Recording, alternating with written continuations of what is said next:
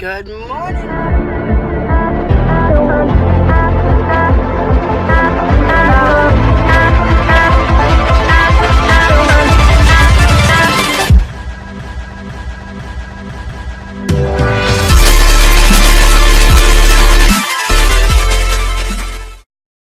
I'm so thrilled to be here. Yeah, singing, dancing. Let's dance it out.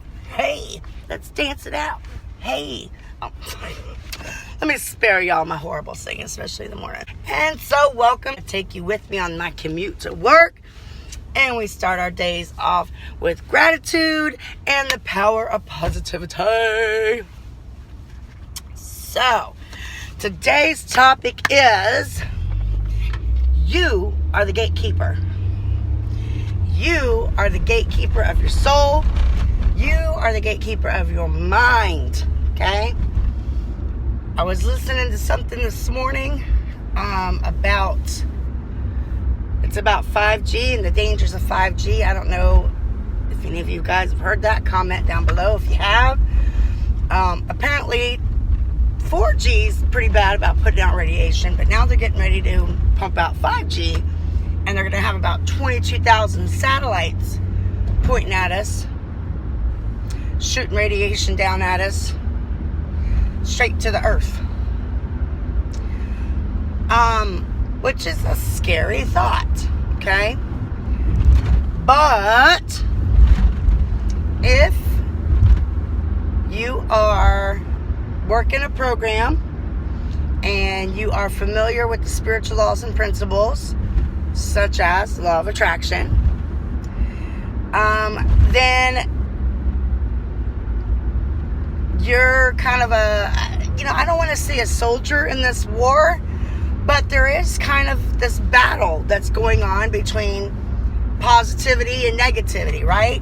There's pessimists out there in the world, always preaching doom and gloom. And, then there's tree huggers out there trying to save the planet, which they're well-intentioned, but a lot of times they're focusing so much on the problem that and trying to fix the problem that they actually become part of the problem. And I mean, what can you do? Honestly, it's not like, it's not like you can just snap your fingers, thank you. It's not like you can just snap your fingers and make all the problems of the world go away, right? But what you can't control is yourself. And you can decide what you're going to let in. Your conscious mind is kind of like this filter, right? Your subconscious mind just takes in everything. It just takes in everything. About 40 million bits of information per second. I mean, the subconscious mind is an enormously powerful computer, if you will. It's been known to be the greatest computer that we know of, right? So, I mean, we know that even our cells, each individual cell in our body is its own intelligence. It has its own intelligence. And we run on this electricity. I mean, we are actually electrical beings, and our brains fire and wire, and these neurons, like as soon as you learn a new bit of information, your neurons fire in a certain direction. But if you don't continue to focus on that bit of information, it like that new neural pathway immediately breaks apart and goes right back to where it was, or goes a different route. So you actually have to choose. In other words, you actually have to choose what you're going to focus on. And just by the mere choice of what you focus on is creating all the neural pathways in your brain. So you're actually creating the shape of your brain, the shape of your mind, your personality, based based on what you focus on. When you know that, it's like, whoa, right? Like, that's a huge ass responsibility, you know? So, but when you know that, it makes you aware, right? You're not just going to be like a zombie, just like sitting in front of the TV, just like taking in whatever they throw at you, okay? When you realize how powerful what you focus on is, and realize that you have the power to shift your focus. So, I mean, it's good to know, I guess, what dangers are out there, of course. It's good to know what dangers are out there, but just so that you can focus on the solution, not so you can focus on the problem. So, I mean, you can listen to the news and listen to what evils of the world are transpiring. And then you can get mad and rant and rave about it and become part of the problem. Or you can choose to focus on, you can choose to say, you know, okay. Because a lot of times, here's the thing, a lot of times when I know when I hear something bad, I feel the anger that wells up in me comes from just the sheer feeling of helplessness, right? We don't like to feel helpless. None of us want to feel helpless and hopeless.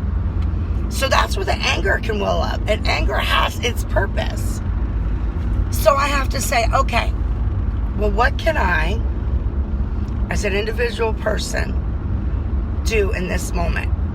Is it going to help anything to be angry and add more negative energy into a situation? Or can I just sit back and take a breath and maybe meditate on it?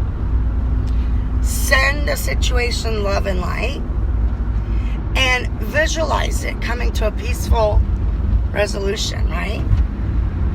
Again, so much power in our focus.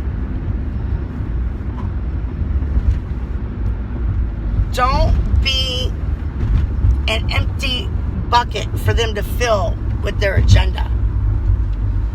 You fill your bucket with the kind of energy that you want to put out into the world. Make that choice and just really being aware of what information you're letting in. What toxic people you're allowing to invade your life. Okay? Let's say no to the toxic people. Put it into practice. And fill your bucket with love and light, with calm, peaceful energy. Focus on something that you care about in the world, whether it's the 5G thing, whether it's starving kids in Africa, whatever your thing is that touches your heart. If you had $10 million today, whatever charity you would contribute to, whatever you care about, meditate this weekend, focusing on that thing, sending it love and light, and visualize the peaceful resolution to it. And ask your inner intelligence, how can I be of service? What can I do to contribute positive energy to this situation or this thing? How can I become part of the solution? Go into this weekend really asking your subconscious mind, your creator, and your greater intelligence and your inner being these type of questions, okay? Because when we all, as individuals, start behaving in this way and start using what I call our magic in these powerful ways, that's when we will begin to see real change on our planet for the better. Take care of your body. feed it some bananas, some strawberries, and say what you're grateful for in the comments. Put your comments there, and I love y'all, and namaste.